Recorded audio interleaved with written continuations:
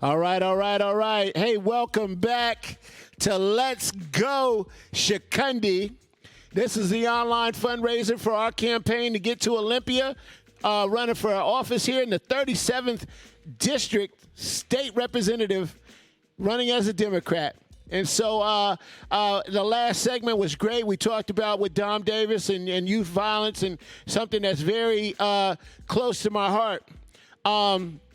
But another thing that's close to my heart is the environment, youth employment, transportation. And as I said before, I'm not a real politician, right? I'm just a guy that from the neighborhood. And I think that my guest and my friend that's getting ready to come on right now, he would say some of the same things before he got into office. I'm just a person from the neighborhood. I already had things going on before this. But obviously, there's a need for a new voice for the new normal. And one of the reasons I'm running, I say this in every segment, is that I really would like the impact of our progressive policies because we are really mean well in Seattle. We really do mean well. But the impact of those great intentions often don't match up. And so, that's why I'm running for office, and I'm looking for your support tonight. And I'm bringing on a person that's become a friend over the years. And first, he was just the boss when I met him. But, let's welcome Mike McGinn, former Mayor Mike McGinn, former mayor of the city of Seattle, Mike McGinn. Thanks, Mike, for joining us tonight. Glad to be here, Con. Really glad to be here. No, you're right, man. You're right. You and I shared that thing of just being really active in the community for a long time. And I got the impression it's not like you've been planning to run for office all this time. You were just trying to do what you believed in. And, this is the next step. And that was the way it was for me too. I was not plotting or planning to run for office. It just felt like the right thing at the time. So I did it. Indeed, man. So let me tell you guys a little bit about our relationship. So when Mike was the mayor, first of all, if you've been a long-time city employee, you know that there's a lot of different levels of middle management. And this is why this is going to serve me well in Olympia, because I know how to navigate institutions, right? And so one day we were at a work party on a trail, the Mountains of Sound Greenbelt Trail. We were kicking off that connection. I know you probably don't remember, your handlers had you going everywhere that day, Mike. But I came up and I said, hey, I've got a really good idea that you're going to love, and it's youth. It's youth employment. It's environment. It's green jobs. It's everything that you love. Let me tell you more about it, but you have to tell somebody to let me call you. And you told somebody, hey, get in touch with this guy. And that's the day that the Youth Green Corps was born. Well, I got to tell the story. Because you're right. I would go everywhere. And so one of these days I go down to Seward Park and to learn about this program, the Youth Green Corps. And if you don't know about this, if Chukundi hasn't described it to you, these are kids that have had a tough time. They've not gotten through high school. A lot of them have been gone through juvenile. And these are kids that are being left behind or being pushed behind too. And the Youth Green Corps, they were hired in the Parks Department. They would work on trails. They would work on planting. They would work on ecosystem restoration. And Chukundi also had a partnership set up with Goodwill so that they were getting a GED, a high school equivalency.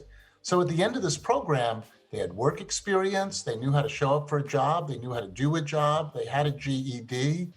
And I'm meeting these young people, young men and women, and I'm like, Chukundi, this is a great program. How long have you been doing this? And he says to me, Mayor, you started it. I said, what are you talking about?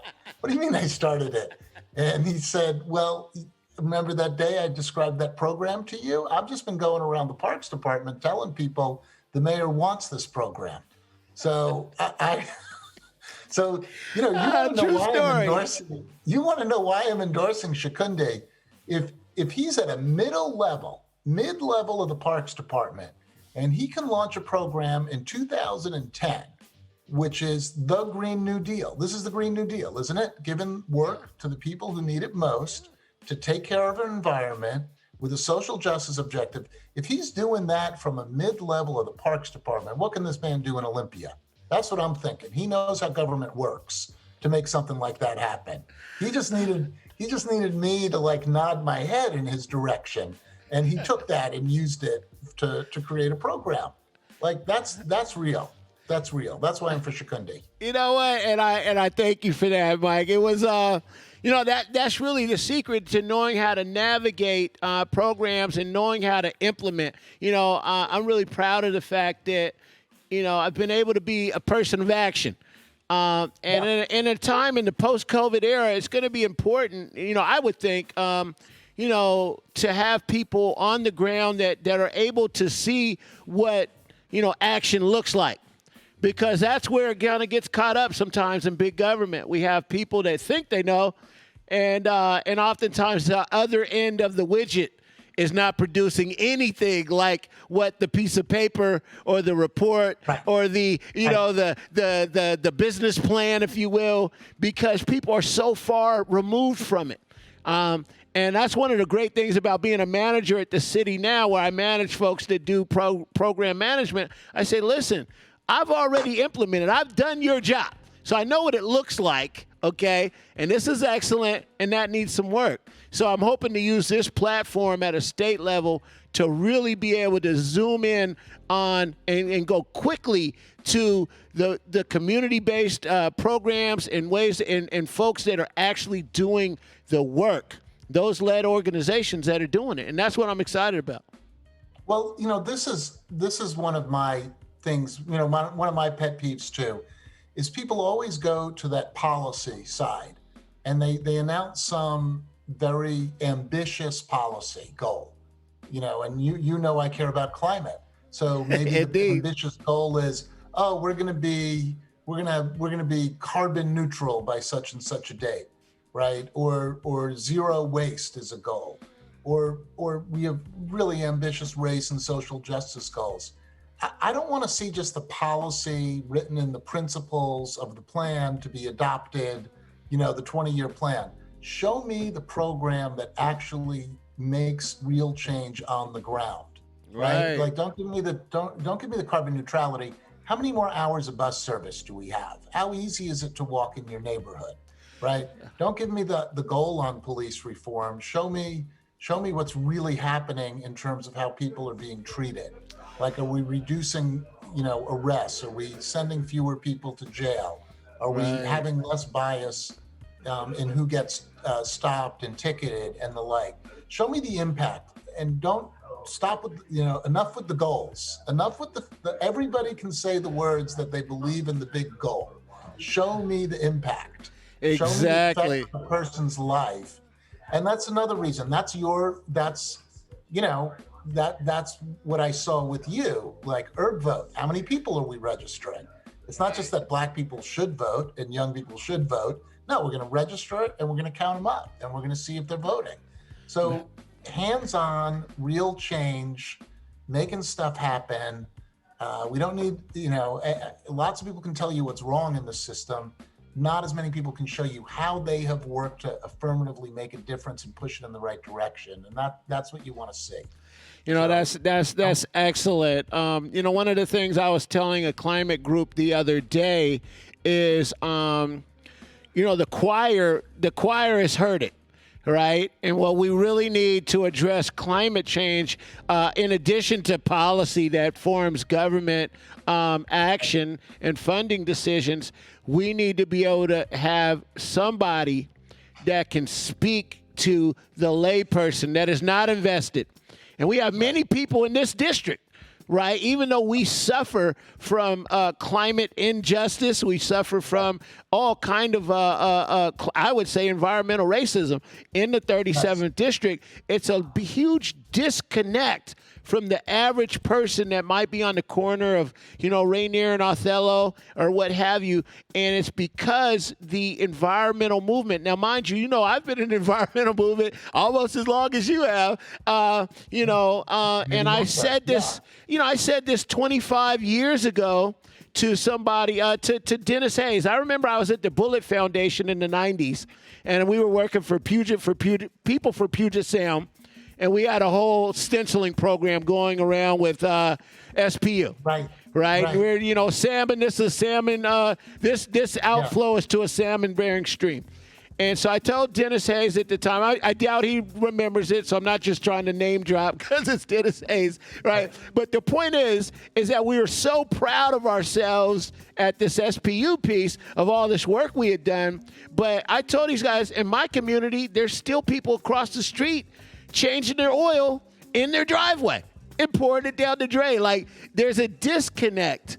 And that's where I fall in the environmental community, is that while we continue to kind of be in our own echo chamber as environmentalists, there's so much work to be done outside of our bubble with the everyday person.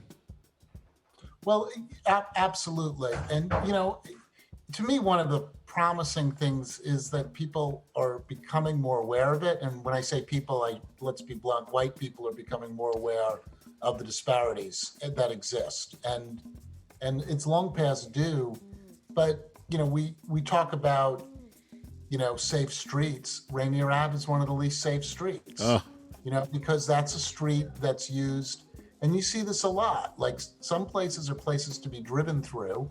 And so the people that live further away in the bigger, nicer houses get priority over the people in the neighborhoods that the streets go through. Right. So I-5 going through the ID. Rainier Ave not treated like it should be treated. It's one of the most unsafe streets in the district. Yeah, and it is. It's right next to my house. In fact, there was a big accident the other day. One of the things about that safe streets, and I won't get into the weeds on that, but is that there's no enforcement. Right. So, yeah, we've said it's a safe street, but guess what? People race up and down. I actually live on a safe street. Right. And it's still not safe. So, but that being said, there's a lot. I guess the point is that one of the reasons why I'm excited about running for office is not only to be able to carry the torch of environmental legislation that's going to protect our community through a Green New Deal, through reform around how we spend our transportation dollars, and also climate action. I'm excited about being able to really be a person that people can connect with, because I've already connected with the majority, if you will, environmental community. But in order for us to get there as a city, as a county, as a district, and as a country, we have to have people that are able to kind of cross over into these other communities. You were doing the Green New Deal, man. Yeah. It's funny. I try to tell somebody that because, before Got Green was developed, that used to be the Community Coalition for Environmental Justice. Yeah. And I was a part of that, right? And then it became, Got Green and all of that. But, I stood shoulder to shoulder with those folks doing that work, all through the early 2000s and late 90s. So we've been working on a Green New Deal. In fact, it might be the Green Old Deal to us. Well, what, Mike? I want to thank you for coming by. I know you shouted me out on Twitter the other day and pushed the envelope there. So I got to push the envelope with you. We're expecting a big donation from Mike McGinn. And I'd like you to tweet that and say, hey, I gave to my guy, Chukundi Salisbury. And I encourage you to as well. All right? Absolutely, man. Thank you, Chukundi. All right, man. I appreciate you. My mayor, my former mayor, Mike McGinn, and most certainly the mayor, still the mayor of Greenwood to me. And I'll talk to you soon. All right. Hey, man. Talk to you later. Bye, sir. All right, y'all. We'll be right back. We're going to kind of speed things up. I've got my friends from the venues and restaurants, Miki and Steven, coming on next. And so I really need you to take a moment and donate to this campaign. You guys can see that we've got some really established folks. We've got also new folks. We've got people from every part of this community behind this campaign. And so we need you to join us. Please make a donation right now at Chukundi.com. chukundi.com. chukundi.com. Or you can also, if you need to use Cash App, you can text us. Here's the phone right here, and I'll send you the Cash App because we need your full name in order to accept your donation to be in compliance with, with all of the laws around, politics. No, with all of the campaign finance laws that are in place, we don't want any kind of violation. So please make a donation, y'all, and we'll be right back. Thank you.